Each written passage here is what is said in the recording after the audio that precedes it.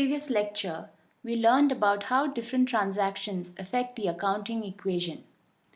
We will now go more in depth into these transactions and learn how they affect different accounts and how to apply the rules of debit and credit in different situations. The accounts kept by a business depend upon the nature of its operation and the types of transactions it carries out. A business may hold numerous accounts which record and sort the different transactions that are conducted by the business. Before a business starts recording transactions, it sets up a chart of accounts in which different transactions are recorded. We earlier learned that these accounts can be classified as balance sheet or income statement accounts. Under balance sheet accounts, the key accounts are assets, liabilities, and owner's equity. Under income statement accounts, the key accounts are revenue and gains and expenses and losses. Within each of these accounts, there will be several accounts for different items such as cash, inventory, machinery, etc. Let's take a brief look at these accounts. The three balance sheet accounts are shown on screen. As you can see, the common types of asset accounts include cash, accounts receivable, equipment, inventory, and prepaid expenses. Note that these are just examples of asset accounts. The accounts receivable refer to the money that you expect to receive from other businesses or individuals. In reality, there will be many asset accounts. Common types of liability accounts include accounts payable, notes payable, unearned revenue, deferred taxes, long-term debt, and so on. The accounts payable refer to the money that a business owes to other businesses or individuals. Notes payable is the money that a business promises to pay at a future date, and the unearned revenue is the money received in advance. The common types of owner's equity accounts include capital and retained earnings.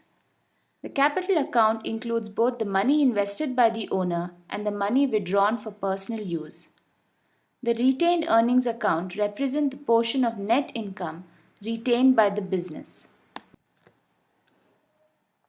The two income statement accounts are shown on screen. As you can see, within the revenue account, there is one main account for revenue. This is where the company's primary revenue is recorded.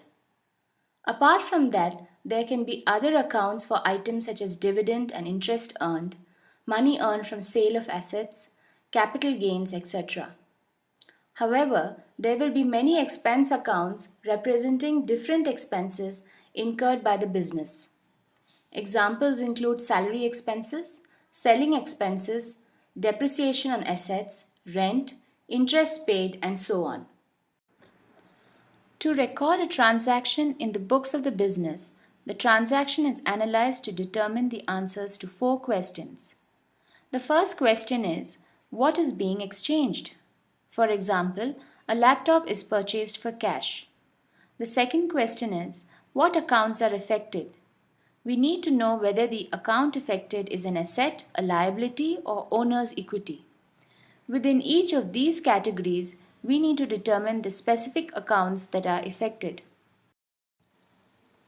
Once we know the accounts that are affected, we need to know which of these accounts are increasing or decreasing.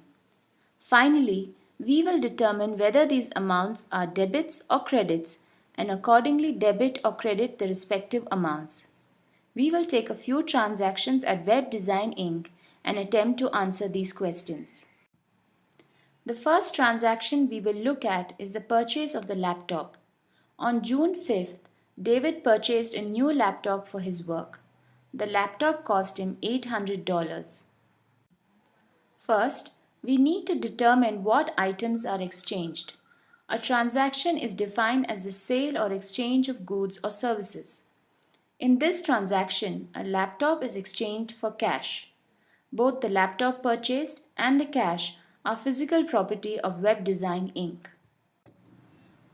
Let's now look at how the different accounts are affected. Liabilities. In this transaction, tangible items are exchanged, which does not affect any of the liability accounts. Owner's equity. Since the owner has not withdrawn any cash nor invested any money in the business, the owner's equity accounts are also not affected. Assets. In this transaction, both the laptop and cash are assets of the business. Therefore, the accounts under the asset category are affected. Within assets, the two accounts affected are cash and laptop accounts. Income. The purchase of laptop does not lead to any income for the business. The laptop may be used to generate income, but the laptop itself doesn't create any income. Therefore, income accounts are also not affected. Expenses. This is also not an expense because we receive the laptop, which is a fixed asset, in exchange for cash. Once we know which accounts are affected, we need to now determine which accounts are increasing and which ones are decreasing. Most transactions benefit or increase the business's resources in one area and create a disadvantage or decrease business's resources in another area. However, a transaction does not always cause this effect. A transaction may result in just increases or just decreases. The three possible results are listed below. The first scenario is where both the accounts affected are increasing. For example, when the owner of a business invests money in the business, the transaction increases the company's cash and also increases the owner's equity. The second scenario is where both the accounts are decreasing. For example, when the owner of the business withdraws money from the business for personal expenses, the transaction decreases the cash and also decreases the owner's equity. The third and the most common scenario is where one account increases and the other account decreases. For example, when you buy raw material for production, the transaction increases the business's inventory but decreases its cash. In any transaction, one of these three scenarios exists. Let's go back to our transaction of laptop purchase. We saw that the two accounts affected are the laptop account, which is a fixed asset, and the cash account, which is also an asset account. In this transaction, the laptop account increases and the cash account decreases. This is because the purchase of the laptop increases Web Design Inc.'s equipment resources, but $800 in cash must be given out. Let's look at a few more examples of which accounts are increasing and which ones are decreasing. When David invests $10,000 in the business, it increases both the owner's equity account and the cash account, which is an asset account. When he receives an advance of $1,000, the advance is received in cash. At the same time, since the service has not yet been delivered, this will create a liability in the form of unearned revenue.